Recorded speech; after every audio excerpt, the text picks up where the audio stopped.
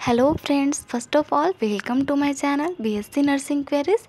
Friends, इस video में मैं बताने वाली हूँ कि आईजीआईएमएस में बीएससी नर्सिंग या फिर अदर रिलेटेड कोर्सेज़ के लिए काउंसलिंग डेट कब तक आएगी और काउंसलिंग में कौन कौन से डॉक्यूमेंट्स ले जाने होंगे। क्योंकि फ्रेंड्स, अभी जैसा कि हम लोग जानते हैं कि अभी जस्ट आईजीआईएमएस का जो रजिस्ट्रेशन फॉर्म है वो आया था एंड आई होप कि आप सब फॉर्म फिल कर दिए होंगे फ्रेंड्स। तो इस वीडियो में मैं यही बताने वाली हूँ कि कौन कौन से डॉक्यूमेंट्स लगेंगे, ओरिजिनल डॉक्यूमेंट्स लगेंगे।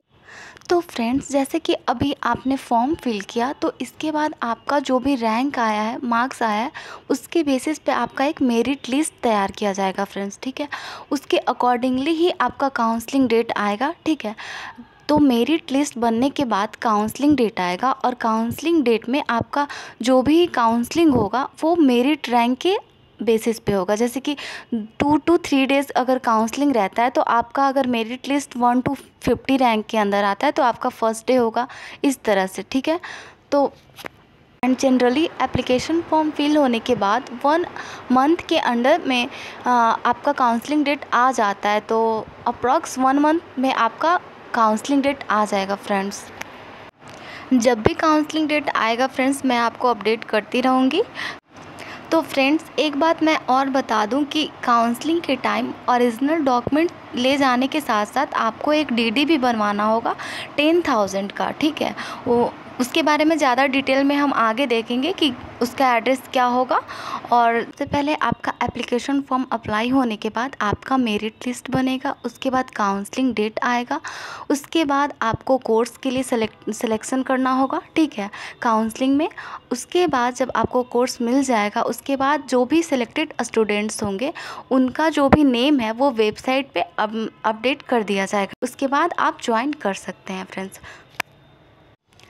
तो चलिए फ्रेंड्स, अब हम लोग देख लेते हैं कि कौन कौन से डॉक्यूमेंट्स ले जाने होंगे काउंसलिंग के लिए। ठीक है फ्रेंड्स, तो फ्रेंड्स यहाँ पे हम कौन कौन से डॉक्यूमेंट्स ले जाने हैं वो तो देखेंगे, साथ में कुछ इंपॉर्टेंट इंस्ट्रक्शन जो भी दिया गया है वो भी देख लेंगे। ठीक है, तो सबसे पहले हम देख लेते हैं कौन कौन सा डॉक्यूमेंट्स ले जाना है। तो आपका 10th का सर्टिफिकेट, ठीक है, मैट्रिकुलेशन सर्टिफिकेट, मार्कशीट और पासिंग सर्टिफिकेट दोनों ले जाना होगा। उसके अलावा 12th का सर्टिफिकेट, ठीक है, इसमें भी मार्कशीट और पासिंग सर्टिफिकेट दोनों ले जाना होगा आपको। इसके अलावा आपका कास्ट सर्टिफिकेट हो गया रिजर्व कैटेगरी के लिए, एंड अगर वीडो का केस है या फिर डाइवोर्स का केस है तो उसके लिए सर्टिफिकेट लेना होगा, बीएससी नर्सिंग या फिर जीएनएम कैंडिडेट्स के लिए है ये।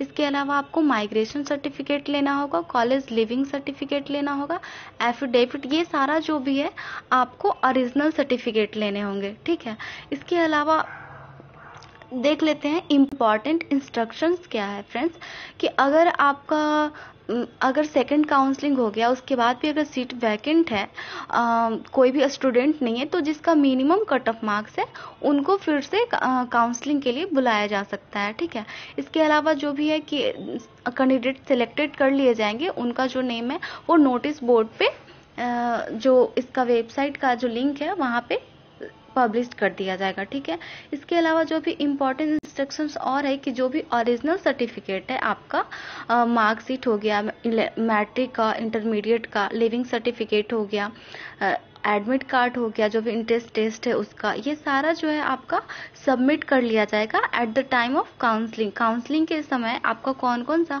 डॉक्यूमेंट सबमिट कर लिया जाएगा इसके बारे में, तो जो भी आपका ओरिजिनल है डॉक्यूमेंट्स वो आपका सबमिट कर लिया जाएगा। इसके अलावा जो भी अगर कैटेगरी बेसिस जो आपका खास सर्टिफिकेट होगा तो वो भी आपका सबमिट कर लिया जाएगा। अगर एसटी एससी हैं या फिर बीसी ईबीसी के लिए हैं, जो भी कास्ट सर्टिफिकेट होगा वो आपका सबमिट कर लिया जाएगा। इसके अलावा जो कैंडिडेट्स का जो भी डेट ऑफ बर्थ है वो जो भी उसका 10th का मार्कशीट है या फिर 12th का मार्कशीट है उस पर जो है वही कंसीडर किया जाएगा। ठीक है, और वही है कि जो भी कैंडिडेट का अगर एडमिशन के लिए काउंसलिंग के लिए बुला लिया गया है तो इसका मतलब ये नहीं कि उनको मतलब कि एडमिशन हो ही गया उनका, वहाँ पे काउंसलिंग के लिए बुलाने के बाद उनको कोर्स जो भी है वो चूज करने के लिए दिया जाएगा। ठीक है, उनके मेरिट रैंक जो है उसके बेसिस पे उनको कोर्स चूज करने के लिए मिलेगा।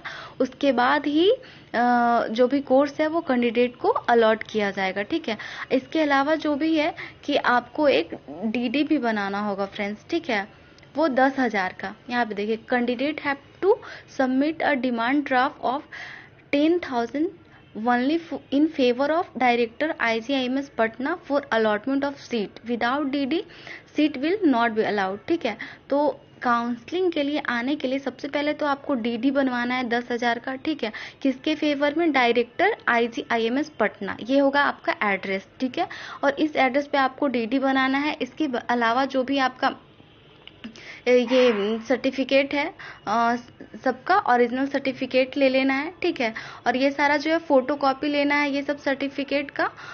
ये तो मैंने बता दिया था एप्लीकेशन फॉर्म में। मार्कशीट का 10th का था, पासिंग सर्टिफिकेट था 10th का, मार्कशीट था 12th का, पासिंग सर्टिफिकेट था 12th का, और नीट यूजी 2022 एडमिट कार्ड था। इसके अलावा स्कोर कार्ड था, डोमिसाइल सर्टिफिकेट था और कास्ट सर्टिफिकेट था।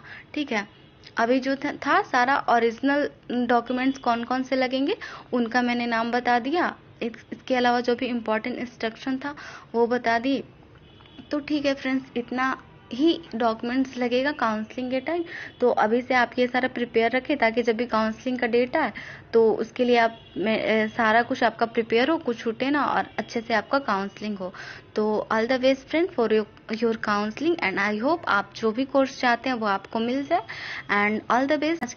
आज के लिए इतना ही फ्रेंड्स, थैंक यू।